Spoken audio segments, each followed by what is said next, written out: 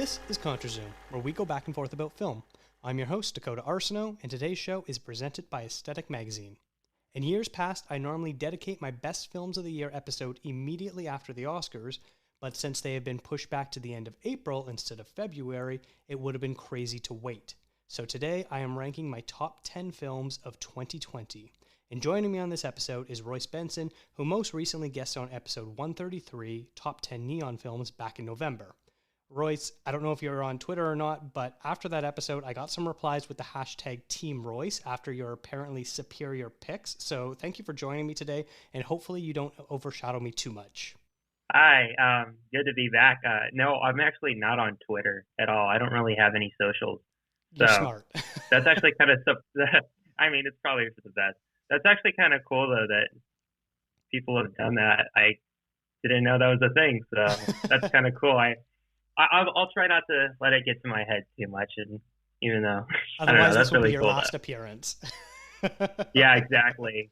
That'd be a really interesting send off, right when I become a celebrity at least just a little bit. I just like disappear, and then I don't know. No, anyway, we obviously know 2020 was crazy for movies. Everything kept getting pushed back and back. James Bond, No Time to Die, has like 7 release dates now. How did you mostly spend your movie watching year? I mean, it's been such a weird time to watch stuff just because everything's getting pushed back. So, and obviously, like a lot of films that were highly anticipated on my list, have been getting pushed back, or I haven't been able to see them when I wanted to. And there's even been like a lot of films that have been coming out where unless you like got like screeners or like you participated like in some of the online film festivals, you weren't able to access certain films, which kind of stinks. But I mean, it's understandable. So I think I've just been kind of doing a mixture of like watching films I really want to that are like getting released, which it's nice that having access to streaming services has really kind of opened that door up to, watching a lot of new releases that have got transferred from theaters over to streaming. But besides that, I've also kind of used it as a time to like watch older stuff that's just been kind of hanging in my watch list for a really long time. How about you though? Well, I started like the year only as a subscriber to Netflix, but now I also subscribe to Apple TV and Disney Plus as well. Nice. And like you were talking about the film festival route, I did do a couple festivals this year, obviously for the podcast, so there's whole episodes about them, but that definitely helped, where there was a couple movies I was able to see like in early fall that are only just coming out now, so it's kind of interesting to sort of seeing the buzz about them, one of them being an honorable mention that I'll kind of talk about later on. But yeah, that's kind of a cool thing. It makes me feel a little legit. Yeah, that's pretty cool, yeah. Always be like one of those guys, yeah, I saw that a year ago at Con, and it's just coming out now, so, I'm over it. Yeah, that's how I felt last year when I saw, I got to catch, like, a screening of First Cow, like, and Kelly Reinhardt was there and stuff like that. And I was like, oh, I'm so cool, I got an early screening.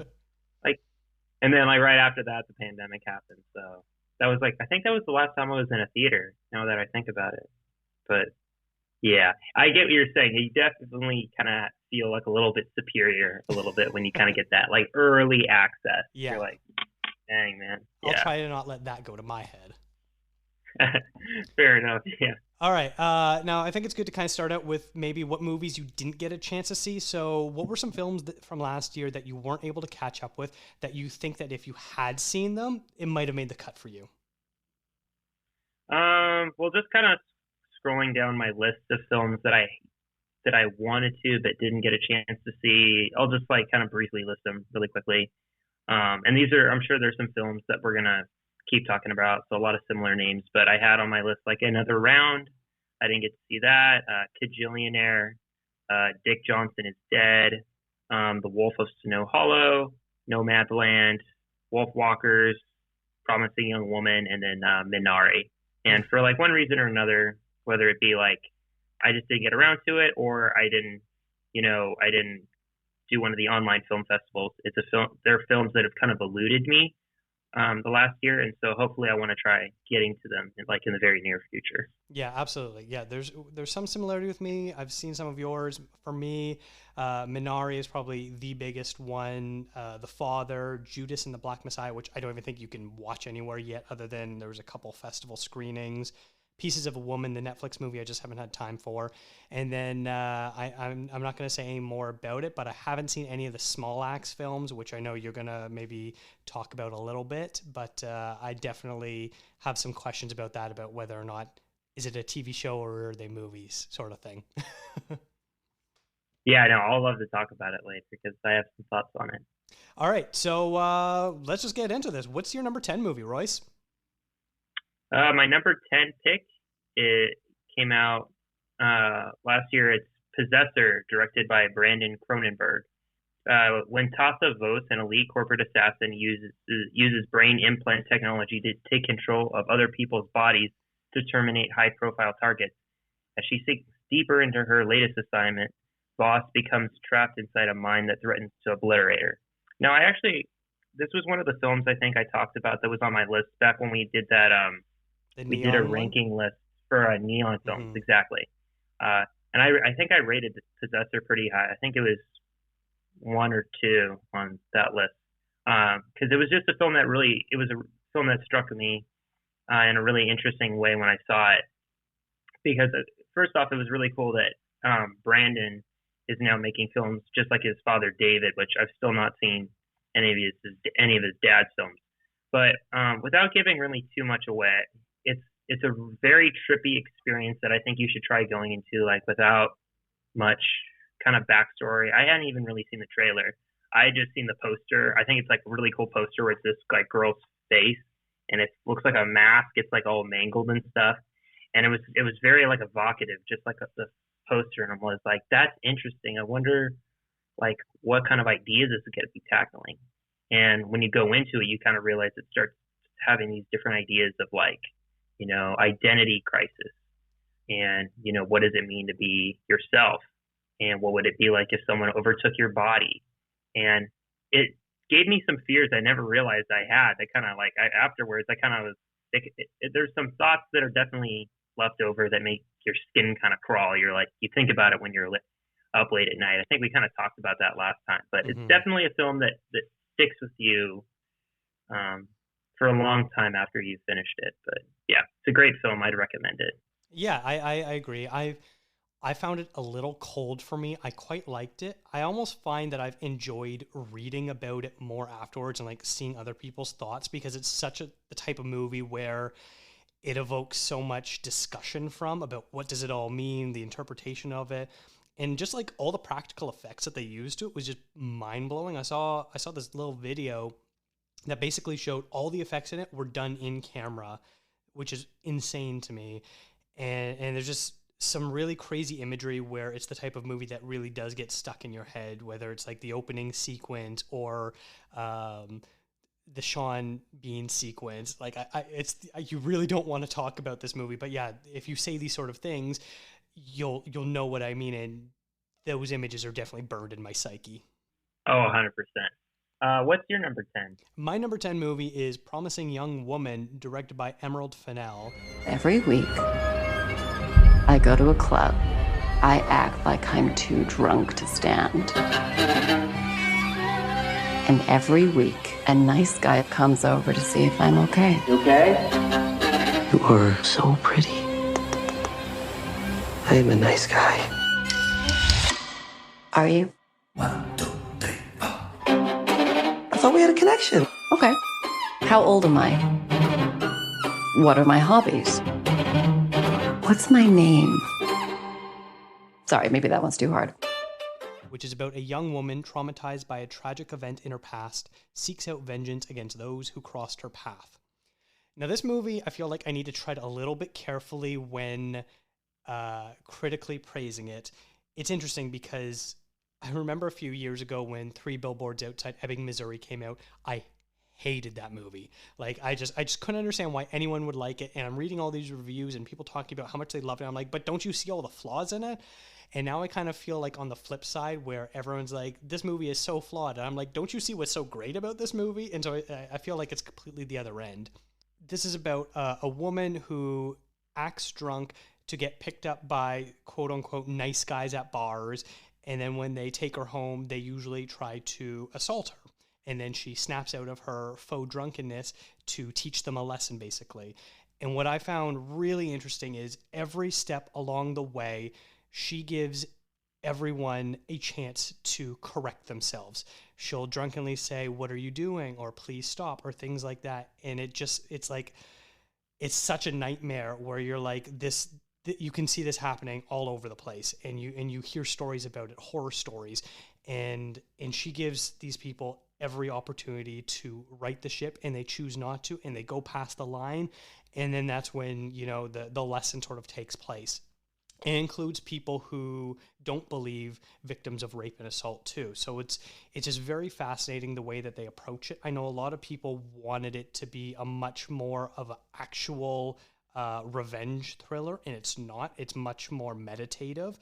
And it really sort of plays with, this idea of pop culture and the way we view women and the way that they have control over their bodies and things like that, and their relationship with men and alcohol and rape culture and all this sort of stuff. And it's very fascinating. At times it's very scary, and there's some great lines in it about how it's a guy's worst nightmare to be accused of sexual assault, and then the girl turns around and says, "And Q, guess what a girl's worst nightmare is?" And so it's sort of lines like that where just like the people that this movie is directed at, it's probably going to go straight over their heads anyway. So it's a very tough movie to sort of describe. And I do want to tread lightly, both in plot and in discourse, because it's the type of movie where I don't want to come off of sounding, I don't even know how I want to say this, but I definitely sort of feel like I need to tread lightly, because I have found that there's been a lot of very vocal people, feminist women, who have come out against this movie, and I don't want to be stepping on their toes of what they view as a movie that doesn't really speak truth to this situation. But for me, the way it highlights everything, I think it worked for me. Well, I mean, just going off of from the way you're describing it, it's definitely like a film that I've been highly anticipating, and I really want to watch a lot, because I have heard so much about it. In particular, a lot of people, a lot of forums online are constantly talking about the ending, and there's a lot of discourse about the ramifications of that. And so I don't really know much about the film, which I want to keep it that way. But it does seem like one of those other like timely films that got released, and it's interesting that it is divisive, and I find that fascinating. But yeah, I'm really excited to see this. Yeah, to be honest. Yeah. I've read some excellent reviews both for and against the movie, and I think it's the type of movie where it really does help being able to see both sides. Yeah, no, I definitely agree with that. Like, I think sometimes the more divisive, the better, if anything, because then it makes you want to watch it more. Absolutely. Yeah. Now, throughout the show, we're going to hear from friends of the podcast with their picks for their favorite movie of the year. First up, we have Hugh Dempsey from the Please Watch This podcast, who was heard on episode 135, Make Remake Citizen Kane. Hello, Dakota, and the good listeners of Contra Zoom Pod. My name's Hugh Dempsey. I'm the co-host of Please Watch This podcast, and my favourite film of 2020 was the Christopher Nolan film Tenet. For the simple reason is, once again, Christopher Nolan proves that you don't have to treat your audience as if they're stupid to create an exciting, thought-provoking and interesting action film. And I thought this was the best film of 2020, given that all the other films were delayed. It was a real beacon of hope, I guess you could say, during the pandemic. And yeah, it was just a great film. Had great action, had a great performance from John David Washington. He's a real leading man. Robert Pattinson once again proved he was brilliant.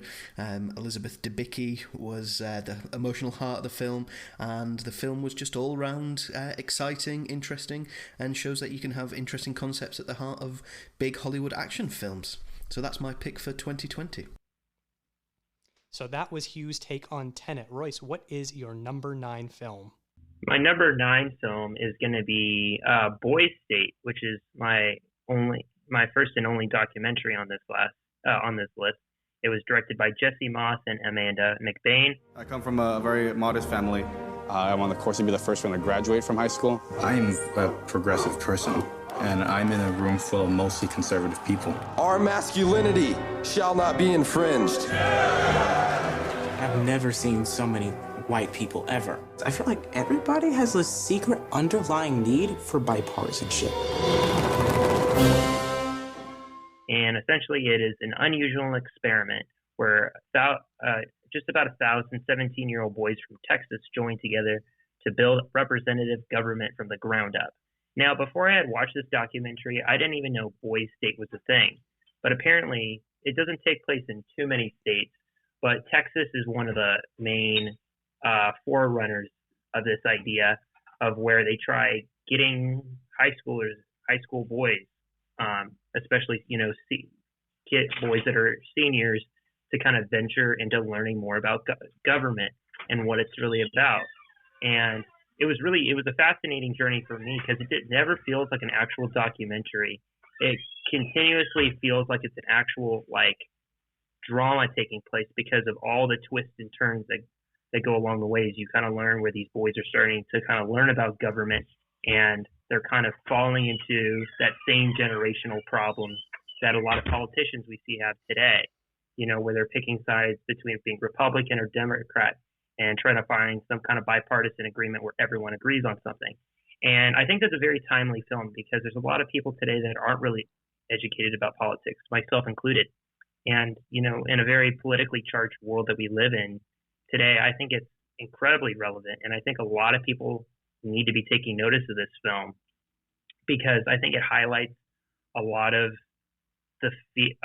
fears that we've had that the next generation thinks are real, especially that are going on in politics, and a lot of these different skewed views or these biased views. And so what I think a lot of people can take from this film is to at least encourage them to stop following necessarily what sometimes their parents or people around them's political views, but for people to start becoming more independent, doing their own research and finding out what political side they fit in, because sometimes it's just not as simple cut and dry. But for me, this was an incredibly engaging documentary, and I really enjoy it. It was one of my favorites this year.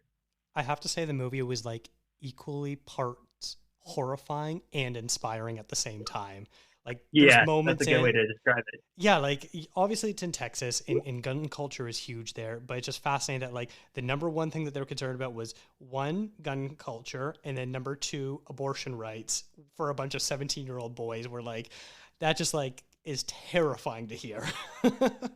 Yeah, no, it's definitely very unsettling. Another weird thing about it too is I feel like anybody that watches it, we all kind of know people that are like this. Mm-hmm. You at least had one or two friends in high school that just because they read a couple articles online, they immediately viewed themselves as these political activists, they knew everything. And it's this really easy thing we can get into, especially in the internet culture where we have access to news on an almost constant loop basis. And there's this point that's made at the beginning of the documentary that I really like, where they were talking about 1984 and George Orwell's, vision of a dark dystopian future. And in 1984, they obviously talk about, how the government, how they take control of citizens is by stripping them and taking away information as a way to control the populace. But what's argued in today, because George Orwell didn't predict just how big the internet would become, it would actually be the opposite. The government and different facets of it would actually try giving us too much information, because if we were overstimulated, we would kind of become apathetic towards news because we would see it on a constant loop. We would see this constant acts, of egregious violence. When we watch the news on a weekly basis, there's something insane happening almost nearly every week, and we've kind of become desensitized to it to a point where we start not even caring, and it's sad because we're really losing a lot of empathy when we're doing that. And so I do agree what you said about this. It is inspiring because there's a lot of people, a couple of the kids included, that I'm rooting for and I hope go into politics, and there's a lot that really scare me and I hope don't go into politics one day. Well, it looks like Steven, the main guy who is going for the governorship in that movie, does seem like he's very politically active still. So there is some hope. There is hope. Yes, I'll vote for Steven for president, dude, man. Like, that guy's amazing. Yeah. All right, my number 9 film is The Assistant, directed by Kitty Green, a searing look at the day in the life of an assistant to a powerful executive. As Jane follows her daily routine, she grows increasingly aware of the insidious abuse that threatens every aspect of her position. This is the type of movie that is a very slow burner on first look. It's just like a single day in the life of this one woman, and it's supposed to be she's working for a Harvey Weinstein type of figure, and we never actually see the boss. We only hear him or sort of see him in silhouette, and we don't actually see any sort of abuse, but it's more, how is it tracked through the industry, especially in this one office. She fears that there's this one young woman who has been hired as a secretary, even though she's just a waitress that the boss met at a film festival in Colorado or something like that. And he puts her up in a hotel room and things like that. And it's just sort of like, the other secretaries know about it, and then the other executives joke about it, and then she goes and talks to the HR manager, and he's like, well, do you have any actual proof of anything that's happening? And it's sort of one of this thing where, much like my last movie, Promising Young Woman, how do you prove something where there isn't actual evidence there, which is, so rampant? How do you prove sexual assault or, power imbalances where you're taking advantage of someone? How do you prove that without actual evidence if it's just, becomes your word against someone else's word? And that's what's so terrifying, is it just very slowly, bit by bit by bit by bit, it all sort of adds up. You take any one evidence or accusation out on its own, and it means absolutely nothing. But when you put it together with a whole pile, you have to look at it and be like, look, can you not see everything that's happening? Can you not understand the weight of this all? And then she's sort of left with this decision of, do I quit because no one is going to take my claims seriously and lose what I want as hope to be a producer one day? Or, do I keep trying to fight this fight and push back against it? And I'm just a lowly secretary where I'll probably get fired and blackballed from doing this. So it's like, well, what choice does she really have in this matter? Where either way, it's, she's going to lose everything she wants, or someone else is going to probably get hurt or worse. And so it's just a very, tough movie to watch at times, because it's not what you see, it's what you think. Well, those are some really interesting points you made, especially when you were talking about how you think it kind of compared to Promising Young Woman. And even though I've seen like neither of these films, it's really interesting that, there are this slew of like movies like this starting to come out where there's more of an awareness, self-awareness, especially in the film industry against, accusations, because it was kind of a taboo subject for the longest time, but it wasn't until the whole Weinstein case came up, the whole #MeToo movement came up, where a lot of people had a lot more awareness that stuff was like this was going on, not only for women, but also men. You heard cases, there's been actors and actresses and then other people behind the scenes who have been starting to come out about a lot of this, the darker underbelly of what's been going on in the industry. And it is really disheartening of, all this news, but it also, I don't know, I feel a little bit hopeful about it because there's awareness about it now, and that audiences are now being able to kind of get a view into what's really going on. This discussion is really, I think, going to hopefully spark change in the long run. But from what you said, this is a film that I missed out on, but it's one I definitely want to check out as well. Yeah. For anyone that watches Ozark, it stars Julia Garner, who plays Ruth Langmore on the show, and it's a completely different character for her. So if you really want to see her flex her acting and see the differences between those two roles, it's definitely worth a watch. Now, our next friend is sharing a pick is John Brody, who's heard on episode 124, TIFF 2020. Hey, Dakota. I hope you're doing well. My selection for my favorite film of 2020 is Wolfwalkers, the animated film that debuted at TIFF and was recently released by Apple Studios. This animated film was one of the most beautiful things I've ever seen. Each frame looked like a painting that, on its own would have been enjoyable, but it was tied together with some beautiful music and some pretty solid voice acting. While the story wasn't exactly the most unique or imaginative, they kind of tied in some cool subtext in it that I really enjoyed, and I really found interesting, learning about and seeing on a rewatch. So that's my pick for the year. Hopefully we'll get some more great movies in 2021. All right, now, Royce, this is going to be a little bit interesting because I don't know how you want to do this. I'm going to have a meeting with you on air.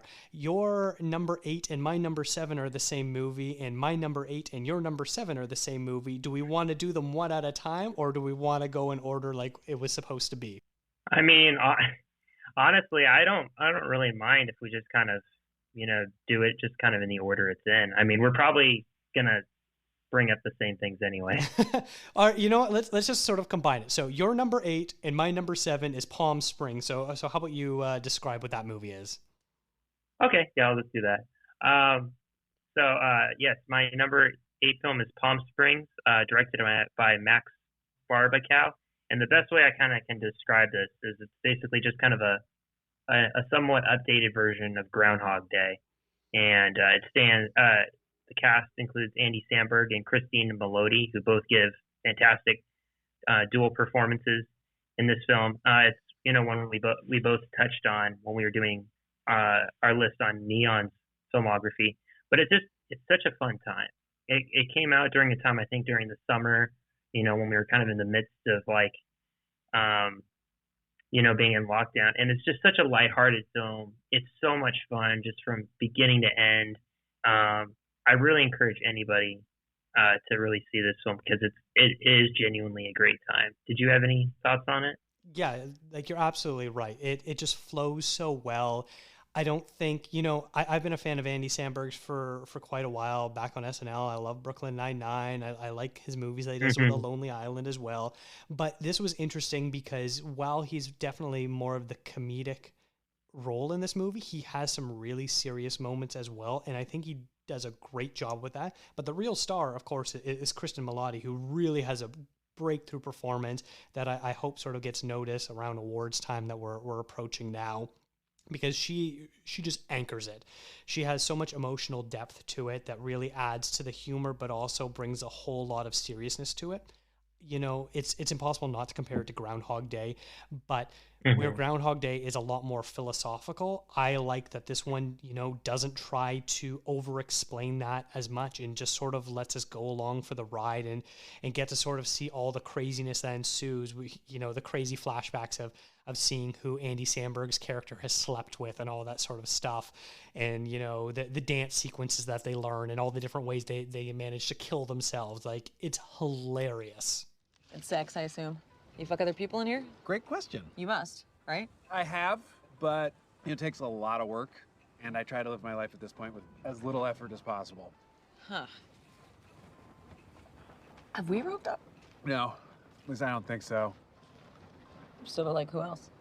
Right. Well... Besides Misty. Daisy, the barkeep. I once hit a guy with his car. Yeah, no, it's such a fun movie. Like, I couldn't help but just, smiling the whole time.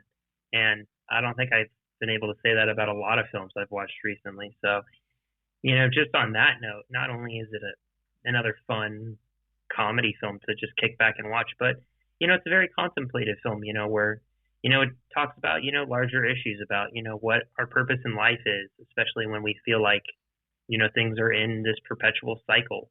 And so, yeah, it's amazing. It's so much fun. It's such a joy of a film. That's the only way I can describe it. Mm-hmm. Now, moving on, my number 8 and your number 7 is I'm Thinking of Ending Things, which was directed by Charlie Kaufman, which is full of misgivings. A young woman travels with her new boyfriend to his parents' secluded farm. Upon arriving, she comes to question everything she thought she knew about him and herself.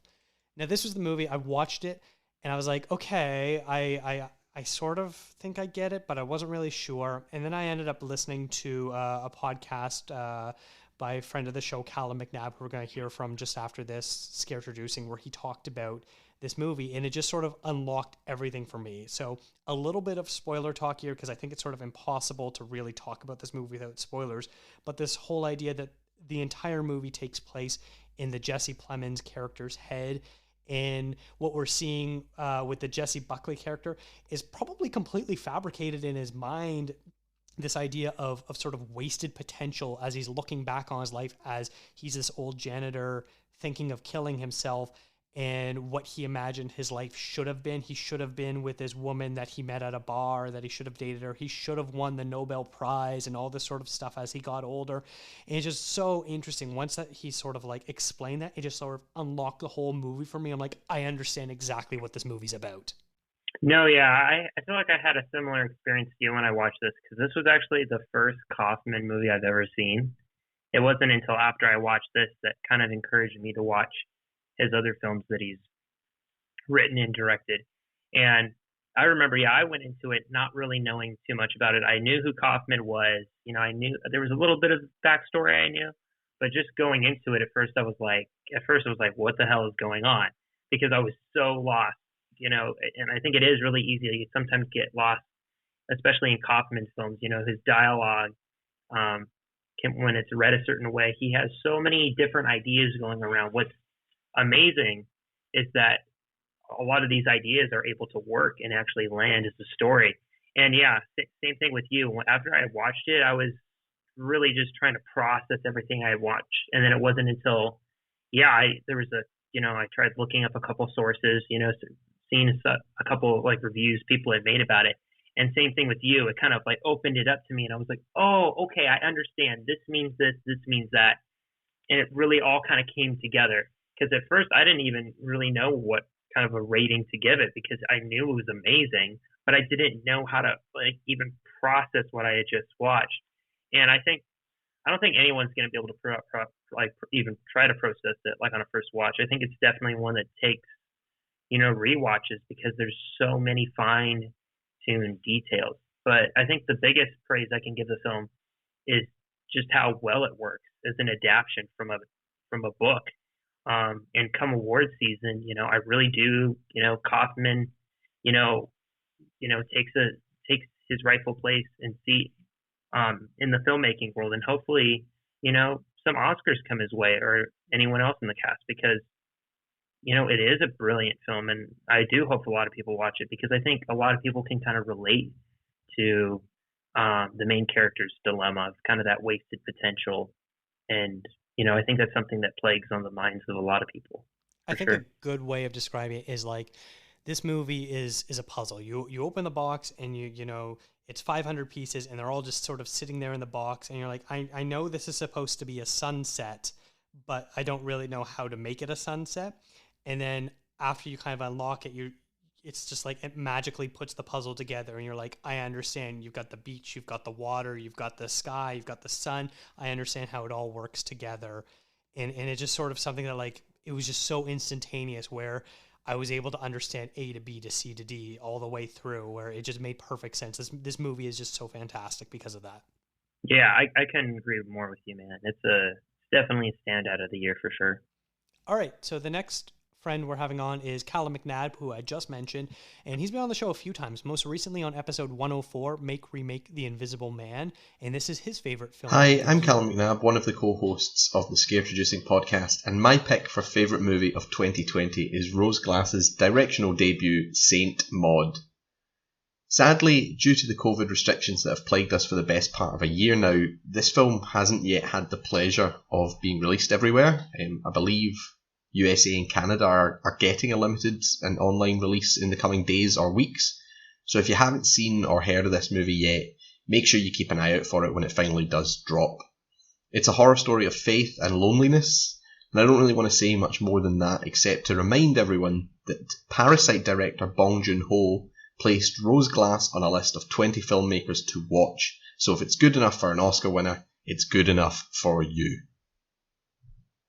Now, he's seeing a movie, Saint Maud, that isn't released anywhere else, but that's because he's in England, so I know he's feeling very proud of that pick. So now, Royce, what is your number 6 film of the year? My number 6 film of the year is going to be Lover's Rock, directed by Steve McQueen.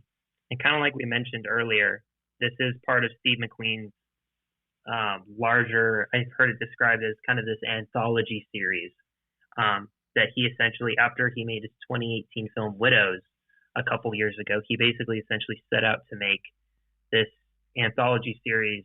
This film in particular takes place in the early 1980s in one of the suburbs of London, and is a fictional story of young love and music at a blues party. That's what the essential synopsis of it reads. This was definitely a standout. I ended up watching them all, every one of the Small Axe films throughout the weeks they were releasing, and I was just blown away with each one. But Lovers Rock is definitely one of the highlights of it, simply because it's not a very long film. It's pretty short. I think it's just about an hour, and it's about a love story about these two people that meet in this, at a friend of theirs house. And there's literally at one point, I forgot what the song's called, but literally during a dance sequence, the same song plays like 5 times, but it doesn't get old because you're just you're just lost in what's happening. It's so atmospheric. It grabs a hold of you because it's so beautiful to watch these people dance in this room. And you just feel like you're there, you feel, the sweat of the characters. You can smell like the tobacco from the cigarettes as the camera kind of wanders through this crowd of, dancing people. And it's an incredible experience. I think Steve McQueen has done such a brilliant job with this series. I would recommend it to everyone, because essentially what he's done is he's made 5 separate movies. And there's a lot of contention whether they count as movies or not. But, considering the last couple of years where we've been getting more of these anthology series, I think the line is really blurring between what's film and what's TV. Because honestly, I think they're at the same level right now. And I think Small Axe and I'll talk more about it, with some other picks from the series I have later on down this list. But it's an incredible experience, and I know you haven't seen it yet, but I would highly recommend it to you and just anyone, because it's such a love letter to film and the past. I've been wanting you for so long, it's a shame I got no time to pay your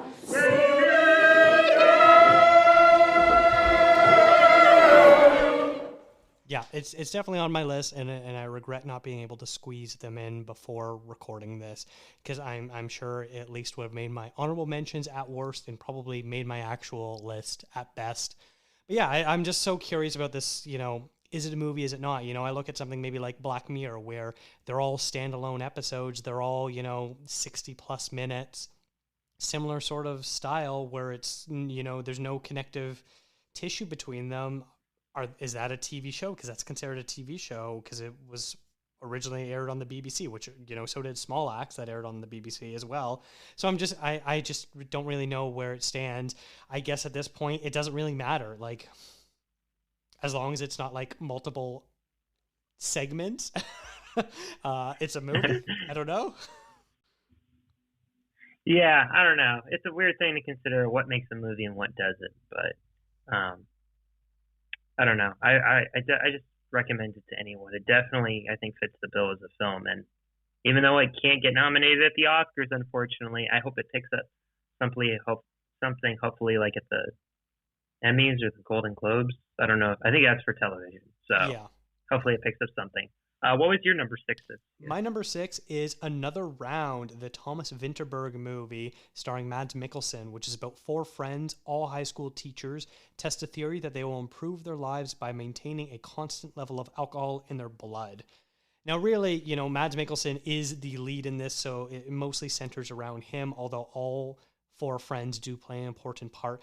But we meet him. He's this lethargic, depressed man who has basically lost all of his passion for teaching. His wife is distant from him. His kids don't respect him. And he just sort of seems like, if this was another movie, at the end of it, he probably would have committed suicide or something like that. But then after a night drinking with his friends, they talk about this philosophy that if you always maintain a little bit of a buzz, you're going to have more confidence, you're going to have more energy, you're going to be able to put your best self forward, you're going to be able to receive things better. All this sort of stuff is just going to be slightly heightened and make you a better person overall. So they decided to test that out, and right away it starts showing, paying its dividends. He's a history teacher, and all his, kids are normally falling asleep in his class, and suddenly his kids are super engaged. They're jumping up to volunteer, they're laughing at his stories, the way he's able to like weave history into real life and make it memorable for them, especially as these kids are about to go to college and stuff like that. So it's a really key moment for them where they really need to be paying attention to school and figuring out what they want to do with their lives. And the other teachers are the same way. One's a gym teacher, one's a music teacher, and I can't remember what the fourth teacher is, but yeah, they're, suddenly the people around them like them. They're more fun to be around. They're happier with life. And so they decide they want to up it up a little bit more, start drinking a little bit more, so that, they always got their breathalyzers on them. And of course, as they decide to fly a little bit closer to the sun, you can expect what's going to happen. Things start getting worse. You're drunk at work, you're falling over, you're getting sick, you can't drive anywhere, you're more prone to violent outbursts, whether it be both verbal or physical, things like that. And one of the teachers eventually gets caught being drunk at work, and there's a huge fallout from that. And so it's just sort of like, how do we interpret drinking culture, especially a very European versus North American way, where in most countries in Europe, at a young age, you have wine with your parents at dinner. It's, it's not a foreign concept to, by the time you're like 13, 14, 15, you know how to drink and you know what your limits are and your responsibility. Whereas in North America, it's still so taboo, where it's like, yeah, the teenagers drink, but they do it in secret. They have to hide it. And then, of course, this idea of addiction and how we work with that. There's just so many interesting themes. It's a funny movie. It's a sad movie. It's a Danish movie where, it's got a little bit of everything in a killer Mads Mikkelsen performance. Well, from just how you described it, like, once again, that sounds amazing. Like, it was a film that I desperately wanted to watch before we had this, we recorded this episode, but unfortunately I wasn't able to. I might even try watching it after, because that sounds like an amazing film. Yeah. Especially, considering like that is such a original and unique topic that you can't really tell if it was a film made in the U.S. That's very much sounds like a European film. And since I haven't even really gotten into European films, that would be a great film to see, especially since I am also a huge fan of Mads' previous work. And that, I don't know, that just sounds really interesting. And I don't know, from it sounds like what you were saying, that sounds like something you can't miss. Mm-hmm. And if anyone has seen it already, Mikkelsen did previously pair with the director Thomas Vinterberg on his last movie called The Hunt, which is a far more serious film about about a teacher who gets accused of molesting a child, and falsely accused, in the sort of fallout that happens. And so Mikkelsen plays the teacher in there that gets accused of the crime. Terrific movie as well. So if anyone has seen Another Round, likes it, definitely check out The Hunt. Now it's time to hear from Maria Escribano, who was also heard on our TIFF 2020 wrap-up show. Last year was a weird year for movies, with a lot of the much anticipated ones being pulled from release, and of course the rise of streaming platforms. So it was hard to pick a favorite, because it was, generally speaking, a very subdued year for cinema. Push comes to shove, though, I would say it would be The Father. It still resonates months after I've seen it. Just all in all, well made, tightly written, well acted with Anthony Hopkins and Olivia Colman. It kept me riveted from beginning to end. So given the opportunity, I tell everybody, do please catch it and give it a good go. I'll also take this opportunity to highlight a movie I happened upon just by flipping through Netflix, as we all did during the pandemic. It's The Devil All the Time. It reminded me a lot of a Quentin Tarantino type film, where a lot of the storylines are intersect. Again, no expectations, just happened upon it, but I thought, again, well acted and interesting plot. That's my thoughts for 2020. So she talked about The Father. That made my list of movies I need to see, and so hopefully I'll be able to get to see that soon. But Royce, what was your number 5 film? My number 5 film is Mangrove, directed by Steve McQueen, and once again is a part of the Small Axe miniseries. And it was the first episode released in this anthology, and essentially it's telling the true story of the Mangrove Nine, specifically Frank Crinchlow, who was an owner of this place called the Mangrove, that was in a suburb of London, and the trial that took place in 1970.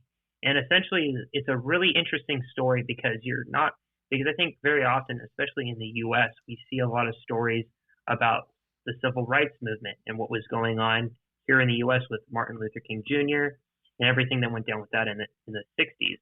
But what isn't taught a lot is, what was happening over in England around the same time. I know, at least when I was learning history, I didn't know any of these stories. Even Steve McQueen, in an interview, he was talking about how he never knew about a lot of these stories that were happening in neighborhoods that he grew up in. He didn't even know his own history when he was walking down those same streets, which is fascinating because there are so many parallels to a lot of the cultural and racial conflicts that were happening both in the U.S. and over in the UK, which really goes to show that a lot of racial tension and a lot of conflicts that come from this it's a universal thing. It's seen and it happens in nearly every culture, which is sad, but it's something that keeps happening over and over again in history. And what's fascinating about this story is just the resilience of the main characters. The main character, Frank, he is tired of the police essentially, coming to his place and, sometimes, giving him verbal warnings to close down or assaulting him and other people there, and just generally just causing problems. And it is until he joins up with these younger people, he ends up joining up with the Black Panther Party, which gives him the courage to take his case to trial because he's upset of getting harassed over and over again. And it's a brilliant story. It's such an amazing courtroom drama, and I'm sure it's not going to be the only courtroom drama film that came out this year, but at least on my end, this was the best courtroom drama film because it's such an enthralling story. It's one I've never heard of, and it was just brilliant storytelling. Steve McQueen, I can't rave enough about this man. He's one of the finest directors to come out of, the previous decade, even though his movies are very sparse. He's made some really big home runs, Hunger, Shame, 12 Years a Slave, Widows, and now this series. I think it's really amazing to see him take his shot at more of an anthology series rather than a straightforward feature, even though what's so great about all of Small Axe is each film, each episodic feature, I guess, it feels like its own movie. It feels like its own world. And yeah, I can't say enough about Mangrove especially. It's definitely my favorite of the series, but I would recommend all of Small Axe to anyone. Well, you're certainly putting me to shame with those 2 picks. I do need to catch up with them, and I'm so glad that you were able to and got to praise them here. Yeah, I would highly recommend it. It's just it's an amazing experience that I think everyone should really enjoy. What was your next pick? My number 5 film is Emma, the film from Autumn to Wild. Dearly beloved friends, we gather here in this time of man's great innocence. Innocence? Innocence? No? Which is based on the Jane Austen novel that takes place in 1800s England, where a well-meaning but selfish young woman meddles in the love lives of her friends. This is a movie that came out very early in the year. I think it was like a February release, so I caught up with it, not long after it came out, and it just stayed near the top of my best of list the whole time. It is this delicious comedy, drama, love story. It's got a little bit of everything. The sets and costumes are just stunning, like easily one of the best looking movies I've ever seen. But Anya Taylor-Joy, who's quickly becoming one of my favorite actors, just completely sells everything in this movie. She's this woman who her mother has passed away, so she's just living with her father. So she basically takes a personal vow that she'll never get married. And so to make up for it, she basically plays matchmaker in her town, specifically with her one friend who is of lesser stature, who she takes an interest in and wants to help raise her out of the situation that she is in. And it's just hilarious because, of course, as soon as you start meddling in people's love lives and there's actual feelings involved, things are going to come back and bite you in the ass afterwards. And sure enough, it absolutely does. And she's got two men that are sort of trying to court her, and she's trying to both divert it, but at the same time is sort of interested in them, but also doesn't want to leave her father alone, because if she marries a man, then she becomes property of the man and has to live with him and becomes, you know, part of his family and no longer a part of her family, which is completely relatable today with, you know, how does a modern woman sort of view themselves in relationships, and what are the sort of, you know, these expectations of the traditional gender roles and marriage roles and all that sort of stuff. So I think it's a type of movie that, yes, it's very much about the 1800s. It's also about today. And there's just some fantastic gags throughout this movie, specifically with Bill Nye as Anya Taylor-Joy's father. Absolutely hilarious. Every scene he's in, just you crack up by what he does, because he sort of puts on this sort of senile old man act, but he very clearly knows everything that is going on to great comedic effect. That sounds amazing. I mean, this was a film I didn't really actually hear about too much last year. But from what it sounds like you're describing it sounds like it's kind of an underrated gem, because it's, you know, I think because I didn't hear too much about it, I never really came around to it, because it just didn't seem like a film that I would find that interesting, because I'm still not too big on period dramas. Mm-hmm. But from the way you're describing it, it's more of like this kind of this comedy. And so it's definitely something that sounds intriguing to me now, and it makes me wish I had, you know, caught it originally when it came out. There's a few things that were sort of working against it in my mind. For me, is a movie that comes out in February normally is the dumping ground. That there's no good movies that come out in February. And I was like, well, I guess this movie, you know, a period piece drama, they probably wanted it for, you know, award season to come out October, November, December, but it probably got bad test screening reviews, and so they're just dumping it in February and hope that they can make a little bit of money back on it. And the other thing is, I've never really been a Jane Austen guy. I've never read her full books, but the passages that I've read and other stuff that I've seen, I've never really cared for it. But this movie is just so clever and quick-witted, where like the jokes are just nonstop, just keep coming. Some of them are visual gags, some of them is just verbal wordplay where they're sparring with their words. But there's definitely a whole lot more going into this movie than I think people probably gave it credit for. All right, now it's time to hear from Naomi Wada-Platt, who's going to talk about her favorite film. She was heard on episode 130, Imaginative.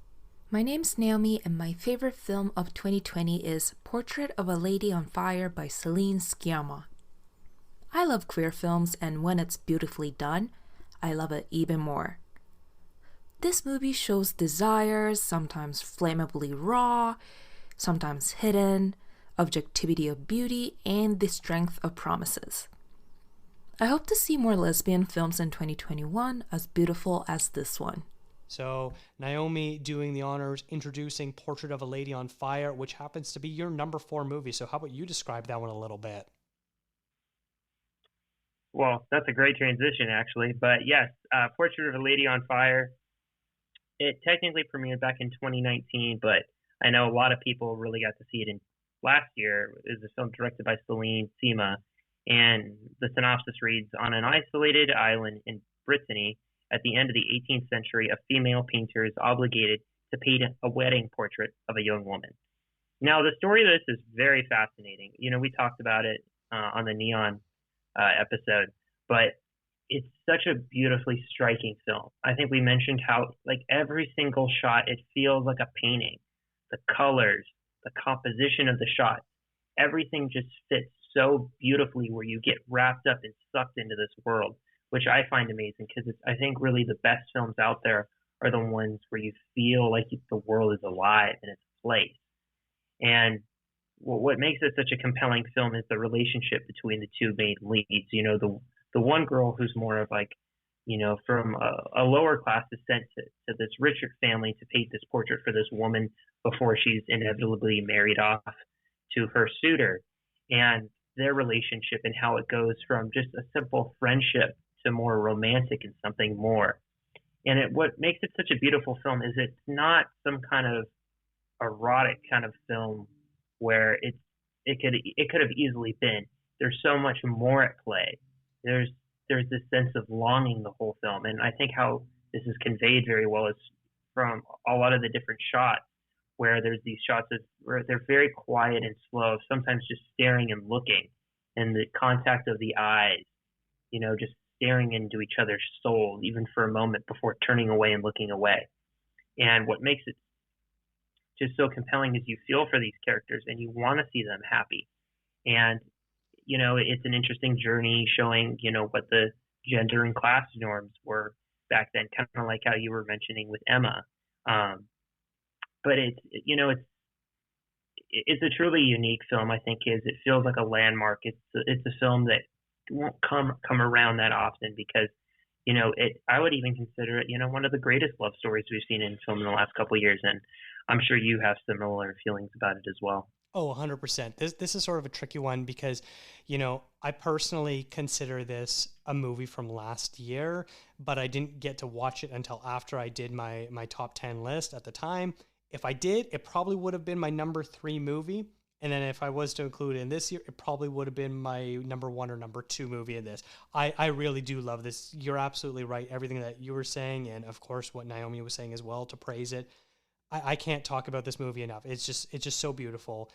And if people do want to hear our thoughts on it, they definitely should check out the Neon episode because I think we go into it a lot more in depth there too. All right, my number 4 film is Nomadland, directed by Chloe Zhao. After losing everything in the Great Recession, a woman embarks on a journey through the American West, living as a van-dwelling, modern-day nomad. So this is basically Frances McDermott working alongside basically a whole bunch of non-professional actors. She plays this woman who sort of loses her job. She had recently lost her husband a few years prior, and she's sort of just, moving around place to place wherever she can get work, meeting people. So we'll be introduced to a character for a little bit. They'll leave. They'll sort of come back later. She meets them again because she's constantly on the move. And it's just so beautiful. I contrast it with Frances McDermott's role in 3 Billboards, which I mentioned earlier, which she has so much fire and rage in that, and Frances McDermott is excellent for fire and rage. And then Nomadland is different because she has that fire and rage, but she doesn't let it out. Everything is inside of her. You can see it in her eyes, in the way that she's holding back. You see the pain that she feels of losing all of her money and not being able to afford her house anymore, the pain of not having her husband anymore to ground her, the pain of, when she goes and visits her sister, the sort of jovial nature that her and her husband are able to talk about buying homes from other people during recessions, and how that these are real people that are losing their homes, sort of thing. There's so much depth to this film that isn't expressed with words. It's expressed with looks and with long, steady shots where you just sort of have to contemplate the weight of everything. And I think the other thing that really works for this is about a woman sort of, homeless, basically. She lives in her van, but has to travel place to place. And there's nothing better than, the American landscape. There's some absolutely gorgeous shots. She's in the Badlands, so you get to see all the unique hill formations there and the sun going down. So everything has this nice, beautiful orange glow. And then there's just other parts where even it's a little more barren and wastelandy and parts of the desert that they're at, there's still a beauty that's always present. And I think that's what really works for this, is that it's tough that there's always sort of underlying beauty, but there's also underlying anger. And it really speaks to a lot of moments, the way people are feeling. Not everyone is as desperate as her character is in this film, but we sort of feel the pinch. We understand that, we're of a younger generation. Who knows if we'll be able to buy a home? That's something where we might not be able to do just because we just don't have that availability to us anymore. So it's sort of really tapping into that in the way other movies that sort of tackle the financial crisis have, but in a very different and unique way. Well, that sounds amazing. And it's a film that it's so high up on my list, and I really want to see it. I think it's supposedly it's supposed to come out on Hulu not too long from now. So I am thoroughly excited and invested in wanting to watch that. Some things I have heard from it, from some articles I've read, is a lot of people have kind of compared it, a lot of the longer scenic takes, to kind of it being inspired by Malick a little bit, which is a filmmaker yes. I really love. And, just kind of, thinking about that, I love that kind of idea of nonverbal storytelling, where it's not really you can't just convey emotion and feelings through words, but it's also, expressions and, compositions of where they are in the shot, aligned with, being in the beauty being surrounded in the beauty of nature, and then all that comes with that. But if it's anything like what you're saying, I can't wait to see it. I'm so excited. It's sort of like the beauty of Malick, which I think is a good one, but also maybe someone like Sean Baker, who's done films like The Florida Project and Tangerine, where it sort of explores a side of society that we don't often get to see on film. And he has, and Chloe Zhao has so much sympathy for these characters. These people who are homeless, they're not something that we should look down upon. They have stories. Some of them choose to be homeless where they want to live in their vans. Some of them are by circumstance, whether it's through loss of job or health or their partner who is earning money, things like that. But there is a real love and care taken for these people who are, not actors. These are actual people who are experiencing similar circumstances that the Frances McDormand character is experiencing. All right, so the next film, we've got Rachel Ho, who's going to introduce her favorite film of the year, and she guessed it on episode 129, Make Remake Rebecca. Hey Dakota, it's Rachel Ho here. My favorite movie of 2020, without a doubt, was Sound of Metal. Darius Marder, the director, he was absolutely just ingenious in this one, with the sound mixing, to deciding when to use subtitles, when not to. It's been a long time since I've been pulled into a story as wholly and as intensely as Sound of Metal did for me. Riz Ahmed is absolutely incredible, and Paul Raci, Olivia Cooke, tremendous in supporting roles. Dare I say it, it's near a perfect movie. So once again, this is leading off into your next pick, Sound of Metal. So tell us all about that, Royce. Oh, okay. So Sound of Metal is a film directed by Darius Marder. The synopsis is essentially about a drummer who begins losing his hearing and having to come to grips with a future that will be filled with silence. Now, the concept of this film I found really fascinating when I first heard it was coming out. I knew Riz Ahmed was attached to it, and I knew it was essentially about, kind of like what I just said, about this drummer who he's in this band with his girlfriend. They travel in a van from place to place, doing these small gigs. They kind of do punk rock, so he's used to being surrounded by this loud noise. He's surrounded by it constantly. If anything, you could even say it drowns out the stuff he doesn't enjoy about his life, because music is all that his life is to that point. And so there's this moment initially in the film where he's doing something, he's talking to some people, and he's like looking down and he's kind of zoning out because he's like going through some vinyls and stuff like that. And all of a sudden, all the sound you hear, it just, in just an instant, like you snap your fingers and it's gone. And then he just kind of looks up and you realize he's having that first realization, like, I can't hear anything. But he doesn't freak out, and it looks like he wants to scream in fear, like, I can't hear anything, but he doesn't because he's in a crowded room of people. And it's such a terrifying moment because you see him kind of dismiss it, because then his hearing comes back. It's like if, you're listening to music with like headphones on and you hear it and then it cuts out for a second and then you're like, oh, is this something I should be worried about? And then it cuts back and you're like, oh, no, I'm okay. It was just some kind of fluke. And that's what he thinks it is. But over time, it keeps happening over and over and over again. He's at this venue in this next scene where he's playing drums later that night, and it happens again, and he has this meltdown where he has to leave the venue because he's so overcome by this emotion. You later find out he's told by this doctor that his ears are gradually, he's losing capability of using them. And a reason why he's losing it at this excessive rate primarily is because of his drumming, because he's putting so much force out of his ears that actually speeding the process up. And that's why I think makes this such a compelling story, is because you have this guy who's just trying to live out his passion, but at the expense of his own body. And it's that idea, like, what comes first, your body or your passion? Because that's all he thinks he is. He thinks, I'm good at drumming, I'm good at nothing else. And he later gets sent to this school where he has to try learning ASL and try learning to live, become used to living in this silent world. And it's such a sad film, but it's such a beautiful one too, because he ends up realizing, without giving kind of too much away, the beauty of his predicament. Even though he saw it as a curse, there's a lot of good that comes out of it. And I know for me personally, I actually, a couple semesters ago, I took an ASL course just out of, interest. And it was such an amazing course. I had a professor that was deaf, and he taught us, so I kind of know firsthand somewhat that process of kind of at least trying to learn. So I can only imagine what it would be like to be, where I am right now. I can hear, and then having to slowly have to force myself to literally learn another language, because otherwise I won't be able to communicate. And I can't keep enough praise of this film. Riz Ahmed is fantastic in the leading role, and I think it's a film that it should be demanded to be seen by anyone and everyone. I quite like this movie.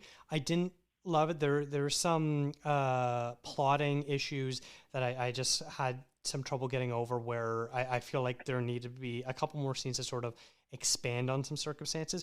But, all that aside, this might be one of the most unique sounding movies ever. You don't really touch on it that much, but everything that Riz Ahmed's character is going through, we get to hear it as an audience member. We hear his hearing slowly going out, and the muffledness of everything else, and then when it completely cuts out, and different aspects like that, and him sort of feeling sound. There's this scene where he's banging on a slide, doing a drum beat on a metal slide, and another deaf kid puts his head down on the slide to be able to feel the beat, and you sort of feel the beat like you would in your chest, sort of thing. Where if you've ever been to a really bass heavy concert, and if you plug your ears, you could still hear the music through the vibrations in your chest, sort of thing. And that's the way the movie feels like, and that's absolutely stunning work by Darius Marder and his team to be able to do that. And I think the other thing I really want to praise is Riz Ahmed is absolutely amazing, and I hope he gets nominated for Best Actor. But Paul Raci, who plays the counselor at the house that he goes to live at, that's a home for deaf addicts, is phenomenal. The way he has so much care and empathy and passion, but also there's so much truth to his character because he is that person. I was reading about him afterwards. I heard an interview with him. He really is a former veteran. He did lose his hearing. He is a former addict as well. He's actually didn't lose his hearing. He is the child of deaf parents. So he was born knowing sign language at the same time. And he actually fronts a Black Sabbath cover band where he sings and signs out the lyrics at the same time. Well, that's amazing. I had no idea about that. But I think that, if anything, that makes the film better, realizing some of the backstory, some of the actors involved. And I agree with you, definitely. I think these actors should be nominated, and hopefully even gets nominated for sound design, like we talked about. Like how well, the sound in this film works, when they do the transitioning between being able to hear and not hear. I'm really glad you enjoyed this film as well. Yeah. What was your number 3 pick? Well, before we do that, I'm going to turn it over to regular guest Stephanie Pryor and her tough decision to name a best film of the year. Hey, ContraZoom listeners, this is Stephanie Pryor, and my pick for the best film of 2020 has to be Andrew Patterson's The Vast of Night. I thought the cinematography and the lighting in this film were fantastic. It added to the mysteriousness that was going on in this 1950s town with all these smoke-filled rooms and long tracking shots. It really added to pull you into the movie. The pacing is spot on for such a slow burn, but nothing feels boring and nothing feels too long. Everything is super meaningful. Not to mention the acting is phenomenal.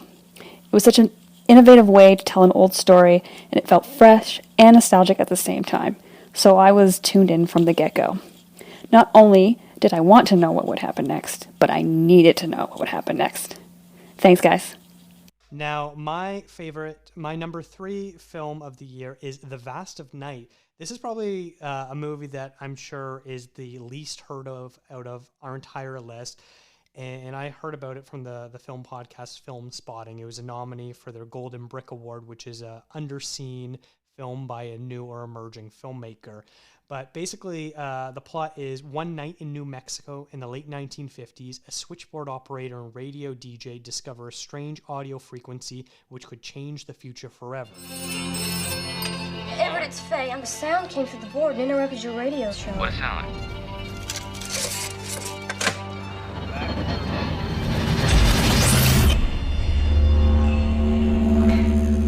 What's going on, Everett? Now, on the surface, it sort of sounds interesting, but what makes the movie even more interesting is it starts out, you're in a living room, and the camera slowly tracks towards a TV, and it shows that you're watching this TV show called Paradox Theater, which is basically like Twilight Zone, this sort of science fiction TV show. So the entire movie is this episode of Paradox Theater where we know it's not real, it's just a TV show, which adds even more interesting layers to it. But you've got these two young people, a DJ and a switchboard operator, where all of a sudden they start hearing weird noises through the airwaves and they're trying to figure out what it is. And so much about this movie, just like Sound of Metal, has to do with sound. And so we get this scene where the DJ, he says, hey, if anyone's heard this sound before, give us a call. And so this guy calls, and he used to be in the army, and he starts telling the story about the time that he heard this sound. And the screen goes black, and we just hear the conversation as if we're listening to the radio. And so it's so fascinating from that. And then later on, we get another scene where these two young people, they go, and someone in the town knows about the sound as well. And she has a story to tell about how she had heard it years ago and sort of that effect. And so much about this, just like Sound of Metal, is about the sound design and what we can hear and not what we can see. It is a very low-key science fiction movie. You know, you're not going to have like, Independence Day where the spaceship comes and blows up half of Earth and sort of this stuff, where so much is about these aliens choose to communicate when they know that there's going to be not many people around, because this takes place in a small town. The entire town is out watching a high school basketball game. So it's just these two people that are listening to the radio. And so it's just so fascinating. I really don't want to say more about this movie because it's the type of movie that you really don't want to know much about, but I highly recommend it. If you like sci-fi movies, this is going to be right up your alley.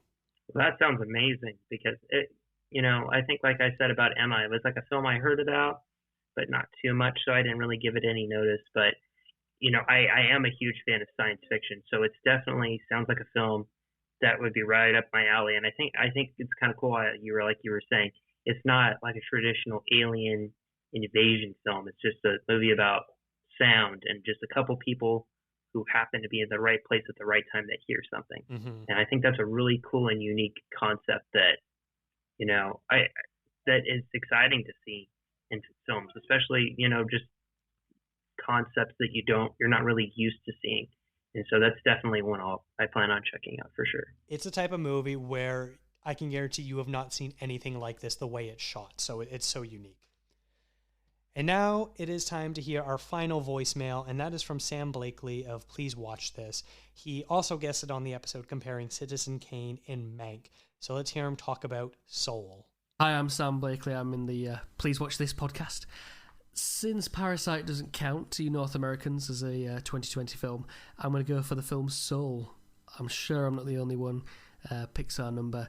It is a majestically beautiful film, a great companion piece to Inside Out, which for me was the best film of the 2010s. It's immaculately, intricately, fantastically researched, as all these Pixar films are. They take 4 or 5 years to create. And it hooked me right from the start. Very early on in the film, the main character is talking about why he loves jazz and piano and music, and you're just taken in right from there. And it has a deep, deep message for a young audience. It's not a children's film, it's just a child-friendly film. I love Soul. All right, Royce. Once again, there's another introduction for you. What is your number 2 film? My number 2 film is Soul. directed by Pete Docter, and this is the newest release from Pixar that they've had in the last couple years. And essentially, what it's about is this middle school teacher named Joe Gardner who teaches jazz music, and essentially, where he gets a call from a friend to get this gig that he's been wanting to do because he's really trying. He loves being a teacher. He loves teaching kids why he loves jazz music so much, and he wants to inspire them about what he loves as much as he's inspired. But at the same time, he wants to make it up the ladder in a way where he wants to be a professional musician, and he wants to make it to this status of, you know, calling himself as a musician because he's wanted it for so long. And so when he finally gets this opportunity, he jumps at the chance to it.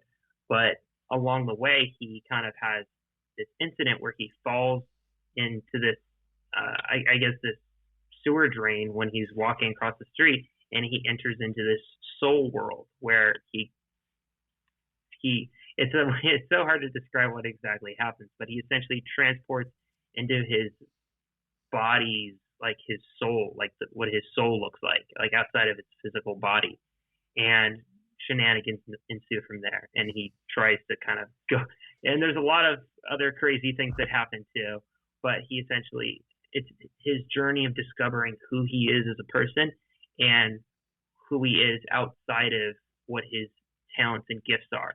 And what I think is really amazing about this film is how it really details that journey. I don't think it's been released since Inside Out, which Pete Docter made, that Pixar has made such a beautiful, beautiful contemplation on the meaning of life. I think Pixar at their best, that's what their films are about. It's about teaching kids and adults both equally what the beauty of life is. And I think this is a really great example by showing, you know, sometimes I think growing up, we have these talents and these gifts that are very unique to us, but we think they define us. And without those gifts, we're really nothing. What this film highlights is, yes, those gifts make us special, but that's not all of it. We have souls, no pun intended, underneath, that where our true selves are, that not a lot of people get to see. And I think this film, on a visual level, is amazing. You know, it's going to win Best Animated Film. Not even, there's no chance I don't see this winning. But for good reason, too. I'm really glad that a lot of people, even though theaters were closed, a lot of people were able to see this, and it's gotten the attention it's received. Because, you know, it's a breathtaking film, and I think it has a lot of valuable lessons that are going to resonate with children and their parents that are watching it with them. I finished watching this movie, and basically my first instinct was to say, like, this is not a kid's movie. Like, I was like in tears for like a good chunk of it. I'm like, there's no way kids are going to understand the themes that are going on in this. And of course, I've talked to some friends that have young kids that are like, oh yeah, my kids loved it. I'm like, yeah, but did they really get it? Did they really understand it? Like, that hit me hard. No, I definitely see what you're saying.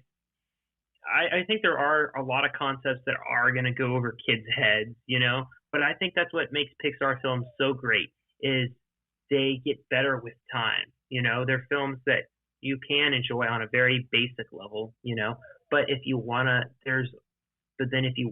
kind of get more out of it, there is more to get. And I think that's what makes Pixar the most unique animation studio there is out there, because they do make films like that. Like, you can, and sure, you know, a lot of kids are going to do love this film, but as they keep watching it years and years from now, they are going to take new things out of it.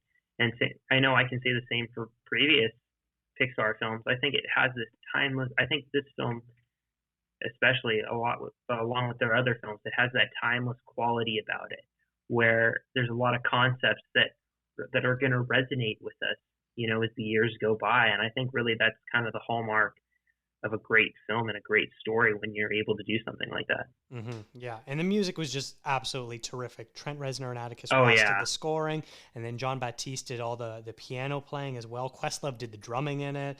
Like, this movie's music just blows you away. All right, my number 2 film is Never, Rarely, Sometimes, Always, directed by Eliza Hittman. It's about a pair of teenage girls in rural Pennsylvania who travel to New York City to seek out medical help after an unintended pregnancy. This is along with movies like The Assistant, it is a very quiet, unassuming movie. There's no big scenes, no big moments, things like that. It's just little by little to see how they go through. It's about this young woman who gets pregnant unwantedly, and she goes to her local clinic in her small Pennsylvania town, and it turns out that it's the type of clinic that is going to lie to women and to force them to basically keep the baby. She later learns that the clinic even lied how far along she was, which made her having access to abortion trickier because the procedure was more difficult, which is one way that they will lie to women in order to ensure that they aren't getting abortion, sort of thing. But this movie is just so tough to watch at times because it seems like there's always a threat around the corner. I sort of think a little bit of Portrait of a Lady on Fire, how there's no men in that movie, and then suddenly towards the end, when a man shows up, it just seems so out of place. In this, it's sort of similar, where every time there's a man on screen, it's not safe for these girls, whether or not they pose an actual threat or whether it's just one that could be a threat.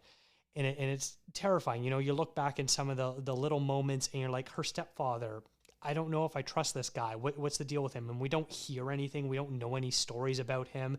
But there's just something about it where she clearly isn't safe in the house with her stepfather. And then they go out and they meet this guy when they're in New York, and you don't really know what's going on with him. Can he be trusted? What's the deal with that? Even so much as seeing a security guard, what's the deal with that? There's so many different things. Of course, there's the titular scene where she goes to this clinic in New York, and there is a doctor there. I don't know if she's a therapist or she's a medical doctor, but she's basically trying to figure out a little bit more information about this young woman, and she has to answer these questions with never, rarely, sometimes, or always about her history, both her sexual health and her mental health, and just sort of to assess the situation to see if she's in any imminent danger or things like that. And that's sort of the real crux of the movie where sort of things really open up. And that's, a simple scene where the character is responding with one word. They're saying sometimes, they're saying never, they're saying nothing at all. And that's the big emotional heart of this movie. And it really cuts deep. Yeah, I think you made some really good points on this. And it's a film that eluded my list, even though it was very, I really enjoyed it a lot. I think what the most distressing thing about the film is simply the age of these girls. They're really young. I forgot how, correct me if I'm wrong, I'm pretty sure they were either 16 or 17, I think the main character is. That, yeah. But yeah, something like that. But it's so sad seeing her have to make this literally life-altering choice. She's pregnant, and kind of like that titular scene you were talking about where she's in that room and she's answering those questions. You don't know exactly what happened. There's a lot of hints, where there's a lot of hints that it was against her will and she didn't have a choice. And that's what makes it the most sad. It's such a distressing moment because you realize she's a victim in this situation. And to see her go through that pain is startling. And kind of like what you were saying, how the characters are framed. You're right. Every time a guy's in a shot, you're like, oh man, this guy's bad news.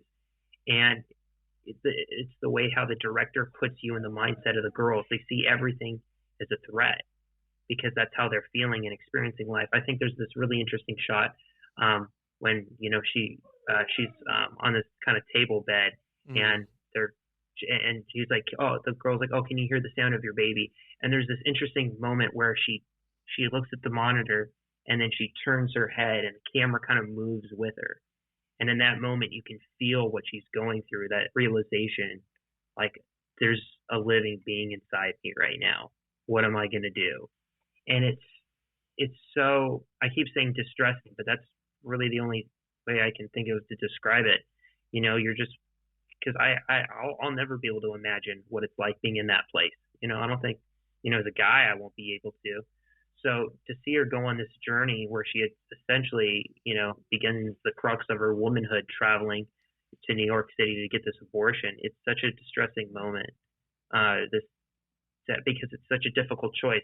And I know it's definitely, it doesn't feel like another abortion film. It's something that's been talked about in a lot of different films, But I think it's a film that both people that are both pro-life and pro-choice, even though they might have their disagreements, it's a film that can be watched and observed kind of on that level, and it can spark more discussion because this is a huge issue. We're hearing a lot about this, especially with bills and laws getting passed, kind of like what we were even talking about with, Boys State. Like a lot of those boys were talking about abortions a lot. It's this issue that both people that are, you would say, are more on the right and both on the left. These are huge. Abortion is considered a huge issue on both sides, and there's this constant war and that debate about what the right choice is. Should the woman choose? Should she not be able to choose? And kind of like you pointed out, I think it is an amazing film, and I think it's an essential one that a lot of people should watch. Yeah. Yeah. I think the real key is just knowing that you got a 16-year-old or however old she is having to become an adult in a situation where she shouldn't have to become an adult at that age. Yeah, no, it's such a, it's so disheartening to watch, because some kids have to grow up, and grow up at an earlier age than others, but that's such a jump. Just a girl who's just enjoying her life in high school, now at this point where she's contemplating, like, do I have to be a mother? Like, oh, look at all these responsibilities I'm going to have now. And this wasn't even something I chose or wanted. And it's such a hard place to be in, but I think the film captures it in the best possible way it could have. Yeah, I agree.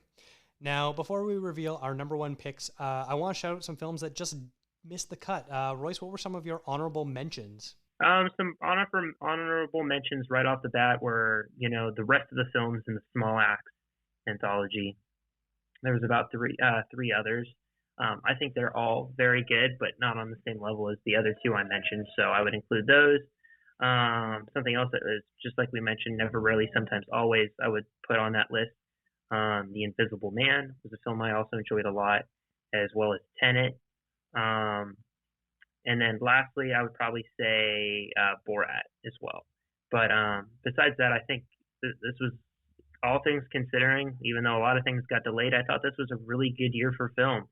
And like we've been talking about, a lot of amazing, unique films came out this year. And I think, to be honest, I think if the films that were supposed to release this year did get released, I don't think some of these films we mentioned would be on this list. I think they would easily be overshadowed. So I think the good we can see out of, even though a lot of films got delayed, is it forced us to watch a lot of films we wouldn't normally prioritize. And I think it definitely gives me, it's changed my view on how I watch movies. Like, I think from now on, I think I will consider watching films I might normally put off for whatever reason, because I think there's a lot of hidden gems intermingled, among the releases that are coming out. And I'm sure you could probably agree with that as well. Yeah, I agree. I usually try to make time for the smaller films, but it's nice that I didn't have to worry about, do I watch the new James Bond movie or a new superhero movie, or do I watch this really small indie movie that I'm very curious about, but I know might be a bit of a tougher watch. So I'm glad I was able to kind of prioritize what I really wanted to watch this year. Yeah. What did you have any honorable mentions on your end? Yeah. So, I'm not going to repeat any of the ones that you had talked about because I feel like I already shared my thoughts on them. But some other ones that just missed the cut include The Kid Detective, which is a Canadian movie starring Adam Brody. Really interesting, dark, funny, weird movie. The documentary David Byrne's American Utopia, probably one of the best concert films I've ever seen. Lucky Grandma, this really funny Chinese American film about a grandma who steals money from the Chinese gang and has to outrun them and outwit them, and she does. First Cow, which you had talked about, and then Black Bear would probably be the last one, where I was referring at the beginning of the show where I was talking about how I saw this movie at a film festival screening, and now it's being released more widely, and it's kind of cool to be able to see all the discourse and be like, I've seen it months ago, and now you're all just catching on to what a great movie this is. Not by choice, but because it wasn't available to them. Yeah, for sure. Definitely. All right, so we are here. We are at the top of our list. And what is your number one film? My number one film is A Hidden Life, which originally came out in 2019, but didn't really get a wider release until last year. And it's directed by, it's the newest film by Terrence Malick. And that's always exciting news to me every time I hear there's a new Terrence Malick film comes up, because it's like, yes, he's making another movie. It's so exciting because, you know, for years he's really, even though I haven't seen too many of his films yet, each one I have, I've loved a lot. He has this unique style about him that puts him in a completely different conversation when it comes into filmmaking. He kind of created his own style of filmmaking, you know, that even though he started off with more narrative films in his very early years, the last couple of years he's made much more experimental films, you know, especially like Tree of Life really highlighted that. That's a film that I love immensely and that resonated with a lot of people, and some people not so much. And I think Hidden Life really continues that tradition of his style of filmmaking, even though this one's actually based on a true story of, I'm going to butcher this guy's name, but it's essentially about this Austrian farmer named Franz I'm not going to try that. I'm sorry. He lives in this place in this beautiful farmhouse in Austria, high up in the mountains of the Dolomites, which is over in on the Italian-Austrian border, in the 1940s, around the time when the Nazis are coming to power. And he's a former soldier himself, but he's left in this crucial decision where he has to decide to, you know, join the army and support the Nazi regime, or choose not to, being labeled a traitor. And what's such an amazing film about this is all going around his choice, because throughout the film it's shown that he's a very strong Christian. You know, he has these, you know, beliefs and these morals that he feels obligated to. They're things that are very important to him. And what makes this such an amazing story is not only is it true, but the extent in which he goes, even willing to sacrifice, you know, spending time with his family because he gets arrested for his beliefs, for choosing, you know, not to fight because he doesn't support Hitler, and he sees the devastation that's coming from it. But on the other end, he's being told by people in his village, like, you're a traitor because you're not a nationalist, you know. And it's really disturbing going back and hearing some of the things they're saying, because we're kind of saying some similar things today, kind of like, you know, being scared of immigrants and, you know, being worried about these people coming in and potentially taking over, you know, your own country and your way of living, which is just another way of the government to use propaganda in order to, you know, essentially take part in atrocities. But what makes The Hidden Life so amazing, and it's why it's such a great film, is not only because of how well shot it is, but just that essential story of choosing to do the right thing no matter what the cost. And I think it does have a lot of timely topics that it touches on, but it's just brilliant done, from the score to the cinematography to the acting. You know, everything is just incredibly well done, and it shows once again that Terrence Malick is, you know, one of the greatest directors of our time. Yeah, I liked it. I didn't love it.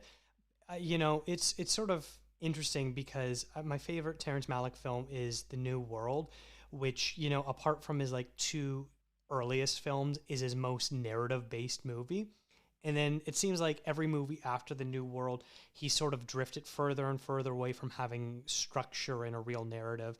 I really like The Tree of Life, but like, you rewatch it and it's a very fragmented movie. There isn't a lot of plot going on there. You get the gist of it because it's so well edited and put together, but there isn't a ton of story there.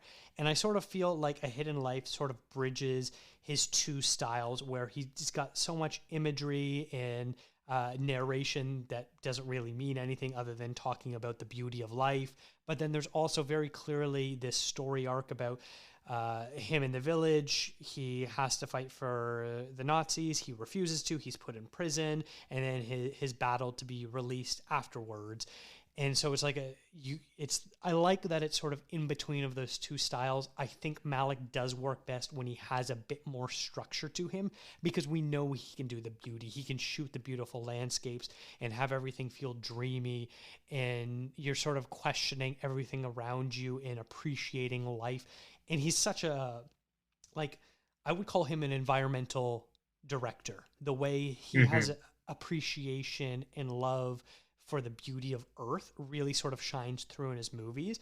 And this one, I think, it is a case of, you know, humanity being like, why must I fight when, you know, we can just be taking care of ourselves and making everything else better. It's sort of weaving that sort of environmental aspect, but into humanity. And so I think that's really interesting. As a whole, there's some stuff that didn't work for me. It was a little bit too long for me, but I do really appreciate everything that it was doing. Yeah, I mean, that's fair enough. And that is a common criticism, is a lot of people have cited his films are too long and sometimes to the point of maybe being pretentious. Well, it can sometimes feel like that, but at the same time, when you really kind of realize what he's going for, it all does kind of make sense. But I do love the point you made where you said this film kind of feels like a bridging of the gap between his more kind of experimental, loose narrative with a more, you know, act, like a 3-act structure, more of a structural basis for a film. And yeah, I think it kind of resides in that in-between place. But, you know, it was a film I was able to catch in theaters at the beginning of last year, and I'm so excited I did, because I think theaters are the only place to watch his movies because of the scale he puts things at. But yeah, this is a film like I adore, and yeah, I mean, it was my favorite film from last year, and I'm so excited to see what he does next. What's your number one pick now that we're in this last portion? My number one is The Trial of the Chicago 7. We want to underscore again that we're coming to Chicago peacefully, but whether we're given permits or not, we're coming. We're going to Chicago to protest the Vietnam War. And there's no place to be right now but in it.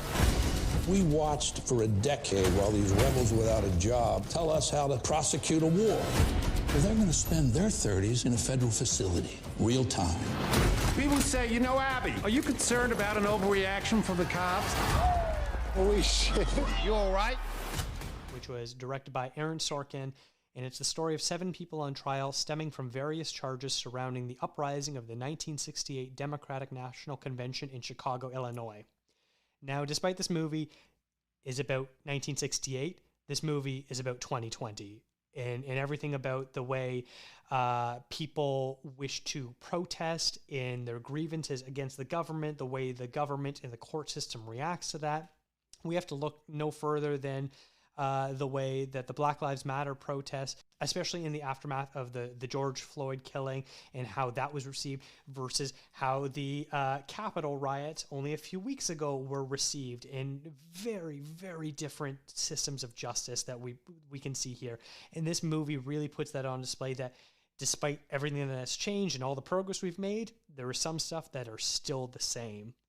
Now, I'm still not fully on board with Aaron Sorkin as a director. Molly's Game was just kind of so-so for me, but I can forgive that because his script, once again, is absolutely top-notch. He is, bar none, one of the greatest screenwriters ever, and this is just another fantastic screenplay where, you know, the dialogue comes at you a mile a minute. It's always preachy, but you know what? I'm completely there for it, and he managed to get this gigantic ensemble cast headlined by Sacha Baron Cohen, who is this like really out there hippie, radical hippie who doesn't seem to take anything seriously, but later on we learn that he does, versus the Eddie Redmayne character, who is very serious about the way he wants to make social justice happen in the slights that are happening to other people. So we get to see these two sort of characters, despite being on the same side, battle constantly. And if that doesn't really describe,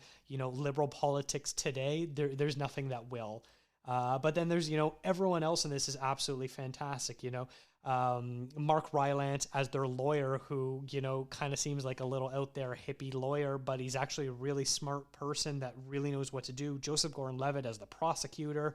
Yahya Abdul-Mateen II, who plays Bobby Seale in one of the most harrowing scenes when he gets literally gagged in a courtroom. Despite the fact that he is protesting that he doesn't have his own lawyer present, and he is being lumped in with the Chicago 7 group just because he is a member of the Black Panther Party, is some truly horrific stuff. But like one after another, this is heavyweight acting. You know, we get Michael Keaton that shows up 3/4 of the way through the movie, is in it for 10 minutes, puts in absolute work, leaves, and we don't hear from him again. Like, it's that sort of movie where everyone does their job. No, yeah, I would definitely agree with a lot of the points you made, and it's a film I definitely enjoyed a lot. I think simply why it didn't make my list is probably just because, kind of like you pointed out, like I think Sorkin is at his best when he sticks to writing, not really directing, because I feel like his writing is at this level that's far superior to a lot of other people, a lot of other writers currently, but his directing doesn't really work as much. I also felt like some of the acting didn't work as well as I wanted it to, but I think the central story is fantastic, even though I think, like I mentioned, I think Mangrove did a much better job doing courtroom dramas. I think it is really interesting that we're getting this influx of, stories throughout history of injustices, especially that were done under the guise of, racial or political injustice. And kind of like you mentioned, how applicable it is to today's world, where with those same issues that we're dealing with now, those were happening decades ago. So it's history once again repeating itself. And I think that's the biggest praise we can give it, is just the timing of this film, because like you said, it does feel like a film that's suited for a time like this, considering all the turbulence that's going on in our world, and how there is that constant influx of injustice. And it's not until a couple people decide to put their foot down and enough, we can't have any more, that where change actually really does happen. Yeah, I think you hit on a lot of great points, where I think it just, at the end of the day, just, we probably feel the same way about this movie. It just worked for me just a little bit more, but I completely agree with everything that you're saying there. So I'm glad you were able to sort of see the same stuff. And I'm sure if I had seen Mangrove, maybe that would have been my number one movie instead, because I've definitely heard a lot of similar things where it's like, hey, if you like Trial of Chicago 7, you'll probably like this courtroom drama even more. Yeah, I'd say that's definitely a great comparison between the two. But it sounds like overall, I think you made some amazing points about the films you listed, and this has been a really awesome discussion, just kind of talking about a lot of the films that came out this year. And I think there were a lot of really great points made, especially by you, on a lot of the films you mentioned. Oh, well, thank you. That my ego really appreciates it. It is always a pleasure having you on, Royce. Thank you so much for joining me on this adventure. You were once again a fantastic guest. Thank you so much again for having me. I always enjoy and look forward to doing these episodes with you. Well, this definitely won't be the last time. Yeah, I don't think it will be either. I think there's definitely one coming later down the line, for sure. Now, I also want to thank Stephanie Pryor, Sam and Hugh from Please Watch This, Callum from Scare Traducing, Rachel from RachelKH.com, YouTuber Naomi Wada-Platt, John Brody, and Maria Escribano for sharing their thoughts on their movie year as well. Stay tuned for next week, where Rachel will be back on the show as we celebrate Lunar New Year. Visit ContraZoomPod.com to see the full rankings. You can also follow the show on Instagram, Twitter, and Facebook at ContraZoomPod. Today's show is presented by Aesthetic Magazine. Thank you to Eric and Kevin Smale for the theme music, and to Stephanie Pryor for the logo design. If you could rate and review the show wherever you listen to podcasts, it would be a huge help for us to grow and find new listeners. Thanks for listening.